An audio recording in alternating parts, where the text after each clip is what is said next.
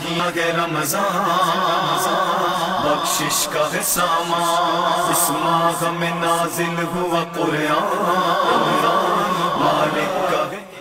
اعوذ باللہ من الشیطان الرجیم، بسم اللہ الرحمن الرحیم، الحمدللہ رب العالمین والصلاة والسلام علی محمد وأہل بیتہ الطیبین الطاہرین، واللعنۃ الدائمۃ علی اعدائہم ومنکری فضائلہم وغاصب حقوقہم من الآن الی قیام یوم الدین۔ رحلت محسنہ اسلام ام المومنین ملکۃ العرب حضرت خدیجہ الکبریٰ کے سلسلے میں تمام عالم اسلام کی خدمت میں تعزیت و تسلیت پیش کرتے ہیں۔ رسول خدا صلی اللہ علیہ وآلہ وسلم پر پہلی وحی 40 سال کی عمر مبارک میں نازل ہوئی، اور رسول خدا صلی اللہ علیہ وآلہ وسلم غار حرا میں جاتے وقت مولا علی علیہ السلام کو ساتھ لے کر جاتے تھے۔ یوں نزول وحی کا مولا امیر المومنین امام علی بن ابی طالب پہلے شاہد بن گئے۔ نزول وحی کے بعد سب سے پہلے مولا امیر المومنین امام علی بن ابی طالب اور حضرت خدیجہ سلام اللہ علیہا نے سب سے پہلے رسول خدا صلی اللہ علیہ وآلہ وسلم کی رسالت کی تصدیق کی، اور نزول وحی کے بعد مولا امیر المومنین اور حضرت خدیجہ الکبریٰ سلام اللہ علیہا دونوں نے رسول خدا صلی اللہ علیہ وآلہ وسلم کے اقتداء میں نماز باجماعت ادا کی۔ حضرت علامہ مرتضیٰ عسکری فرماتے ہیں کہ 3 سال تک ان 3 نفوس قدسیہ کے علاوہ دین اسلام پر کوئی اور نہ تھا۔ عبداللہ عفیف کندی روایت کرتے ہیں کہ زمانہ جاہلیت میں مکہ گیا، حضرت عباس بن عبد المطلب کے پاس مہمان ٹھہرا۔ ایک دن میں صحن کعبہ میں گیا، میں نے دیکھا ایک جوان آیا اور اس نے اپنا رخ قبلے کی طرف کیا اور راز و نیاز شروع کی۔ اس دوران ایک بچہ آیا جو ان کے دائیں طرف کھڑا ہوا، اس کے بعد ایک خاتون آئی جو ان کے پیچھے کھڑی ہو گئی۔ میں دیکھ رہا ہوں کہ وہ جوان رکوع میں جاتا ہے تو وہ دونوں پیچھے رکوع میں جاتے ہیں، میں دیکھ رہا ہوں وہ جوان سجدے میں جاتا ہے تو وہ دونوں بھی پیچھے سجدہ کرتے ہیں۔ میں نے عباس سے کہا کہ معاملہ عظیم ہے۔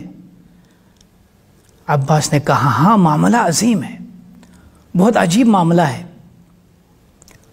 عباس نے کہا کہ تم جانتے ہو کہ یہ جوان کون ہے؟ میں نے کہا نہیں معلوم۔ عباس نے کہا کہ یہ میرا بھتیجا محمد بن عبداللہ ہے۔ تم جانتے ہو کہ وہ بچہ کون ہے؟ میں نے کہا نہیں معلوم۔ کہا کہ وہ بچہ بھی میرا بھتیجا علی بن ابی طالب ہے۔ تم جانتے ہو وہ خاتون کون ہے؟ میں نے کہا نہیں معلوم۔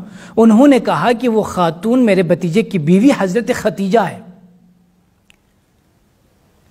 پھر عباس نے کہا کہ میرے بھتیجے نے مجھے کہا ہے کہ ان کے خدا نے اس کو اس طرح سے عبادت کرنے کو کہا ہے۔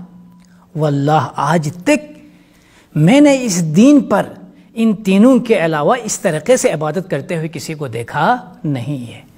یہ روایت اس بات پر شاہد ہے کہ سب سے پہلے رسول خدا صلی اللہ علیہ وآلہ وسلم کی رسالت کی تصدیق کرنے والی پہلی خاتون بھی حضرت خدیجہ ہے، اور سب سے پہلے رسول خدا کی اقتداء میں نماز باجماعت پڑھنے والی خاتون بھی حضرت خدیجہ سلام اللہ علیہا ہے۔ حضرت خدیجہ کو پروردگار عالم نے اسلام کی ابتدائی معیشت کو مستحکم کرنے اور اپنے محبوب پیغمبر حضرت محمد مصطفیٰ صلی اللہ علیہ وآلہ وسلم کو غنی اور امیر بنانے کے لیے وسیلہ اور ذریعہ قرار دیا۔ یوں حضرت خدیجہ سلام اللہ علیہا نے اپنی تمام مال و دولت اسلام پر اور رسول خدا پر نشاور کی۔ حضرت خدیجہ رسول خدا صلی اللہ علیہ وسلم کی محبوب ترین شریک حیات تھی۔ جناب خدیجہ سلام اللہ علیہا کے مقام و منزلت کے لیے یہی کافر ہے۔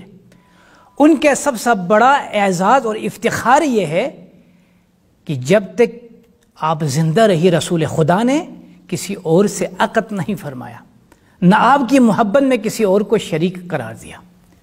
رسول خدا کے پاس جناب خدیجہ کی مقام و منزلت بہت بلند ہے۔ حضرت عائشہ کہتی ہے کہ ایک دن رسول خدا جناب خدیجہ کی تعریف کر رہے تھے. میں نے کہا یا رسول اللہ آپ ابھی تک ان کی تعریف کر رہے ہیں، حالانکہ پروردگار نے آپ کو ان کے بدلے میں بہت خوبصورت شریک حیات عطا فرمائی ہے. میں نے دیکھا رسول خدا غصے میں آیا اور کہا کہ عائشہ سن، واللہ اس نے میری اس وقت تصدیق کی جس وقت لوگ مجھے جھٹلا رہے تھے، اس نے میری اس وقت مدد کی جب لوگ مجھے محروم کر رہے تھے، واللہ اس وقت اس نے میرے اوپر ایمان لائے جب لوگوں نے کفر اختیار کیا. اور جناب خدیجہ سلام اللہ علیہا نے دنیا کی رسم و رواج کی تمام بتوں کو توڑا اور رسول خدا صلی اللہ علیہ وسلم کی طرف نکاح عقد کا پیغام بھیجا. دنیا میں رسم و رواج یہ ہے عقد نکاح کا پیغام ہمیشہ مرد کی طرف سے عورت کی طرف جاتا ہے، مگر یہاں پر معاملہ اس کا الٹ ہے، یعنی جناب خدیجہ کی طرف سے رسول خدا کی طرف عقد کے نکاح کا پیغام جا رہا ہے. یہ اس وجہ سے تاکہ کوئی بدبخت رسول خدا صلی اللہ علیہ وآلہ وسلم پر طمع دنیا کا الزام نہ لگا سکے.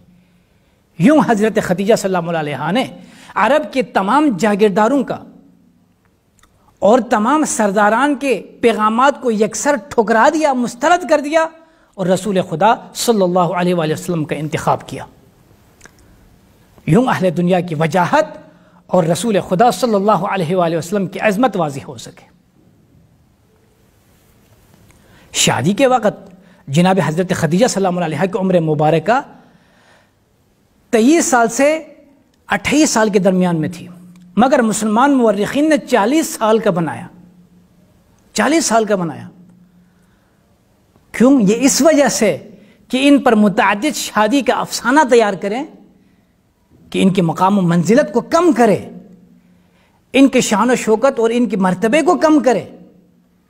حالانکہ رسول خدا صلی اللہ علیہ وآلہ وسلم نے آپ کی حیات مبارکہ میں کسی اور کے ساتھ عقد نہ کرنا اور جب آپ انتقال کر گئی اس کے بعد مسلسل آپ کو یاد رکھنا اس بات کی دلیل ہے کہ رسول خدا کے پاس جناب خدیجہ کی مقام و منزلت بہت بلند ہے.